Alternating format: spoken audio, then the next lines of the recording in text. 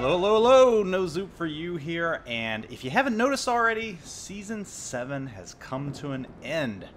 It's finally over, and we're going to recap it. We're going to talk about the highs and the lows, the pros and the cons. Right now you're watching a user-submitted video replay that was provided by Nightrod Greg. Thought I'd be nice to him and show it, because he did do a very good job. He got the Kraken in this, but he's also my supervisor, and he is also my senior raider. So since he is holding my rating hostage in the Army Reserves, I figured I'd be nice and show this replay. And I'm just kidding, he's not holding my rating hostage, nor would he ever do that, but it was a decent round, and since I needed some ranked gameplay footage, I decided to go ahead and show this. And you can see he's playing in the Fubuki right now, which I would say overall, if you're a destroyer enthusiast, this season of ranked was really your jams. You probably liked it a lot. I mean, I think I had the majority of my luck with destroyers as well. The Farragut was a really, really good destroyer for this season of Ranked, which I thought it would be. I really thought the Farragut would be the go-to for many people, but, you know, a few other ships stepped in there that I wasn't expecting. On the destroyer side, the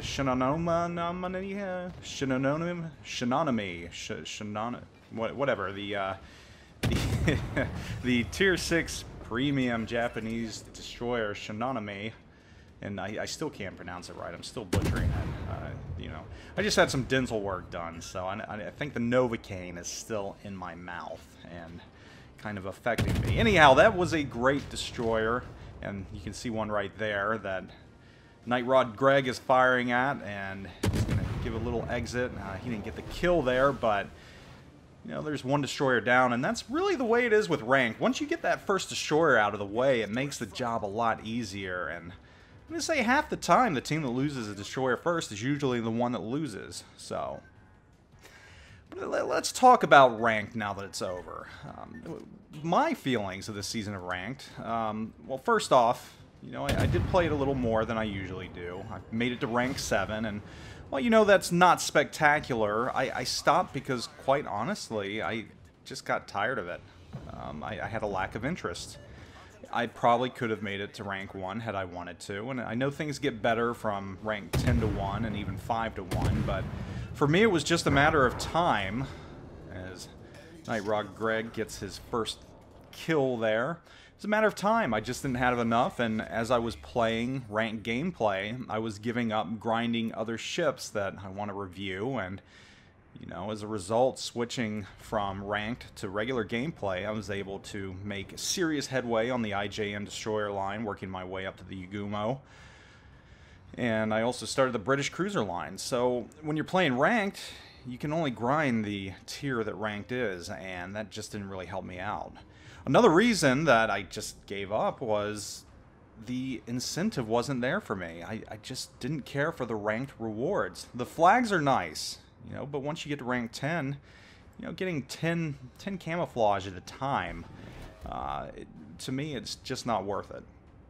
And if you're someone who is late to the party in ranked and trying to get that Flint, you've got an uphill battle ahead of you. You've got a lot of ranked seasons you got to get to number 1 at, which, you know, at this point, it's probably going to take you a year or so if you haven't started already. So, you know, there's a lack of incentive, so that's one con right there. I just wasn't impressed with the rewards.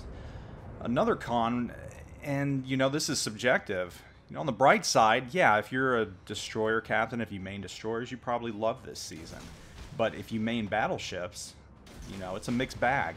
Yes, there were some great battleships. I think the Warspite did phenomenal. I think the Fuso did phenomenal. And even the Arizona is a good pick. But what is the theme with all these battleships?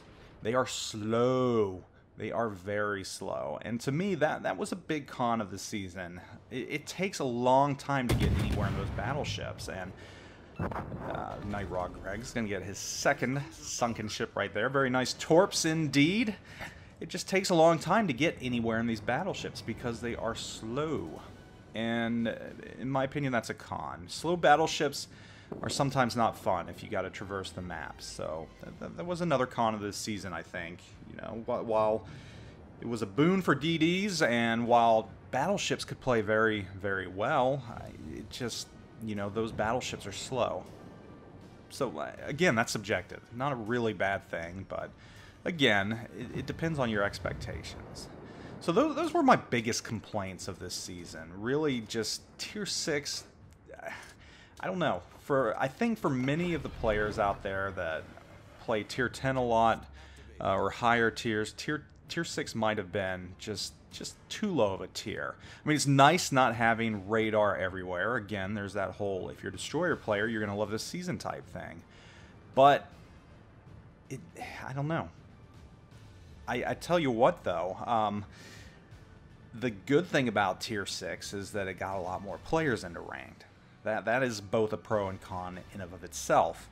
And the reasons for that is, yes, you have a lot more players playing, which is good for the player base. It's great having new players come in. Tier 6 is fairly accessible to everyone.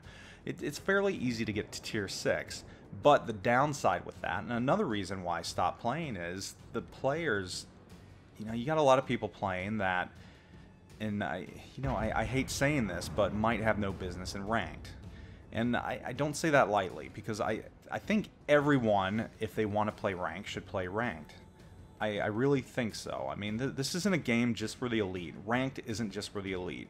And yes, you're going to get players of all skill levels playing ranked, especially at Tier 6. And that is a pro and a con. It builds the player base, but it also hurts because you get players that do know what they're doing, players that do want to be competitive. And we all know in rank that one single ship doing the wrong thing can absolutely lose the round. And it got to a point for me where I was just going back and forth between ranks, and that's not fun. So maybe one way to solve that is more irrevocable ranks. You know, you get to 10 irrevocable, you get to 8 irrevocable, but I don't think they're going to do that. So my solution, and what I'd like to see moving forward, honestly, I would love to see Tier 9 ranked gameplay. I think I would enjoy that a lot. I love the ships at Tier 9. I know a lot of players do. I think there's a lot of benefit to that, and I think it would be interesting to go there. But if you're going to Tier 9, you're really limiting the amount of players you can get in there, because I would say not even half the people that play this game have made it to Tier 9.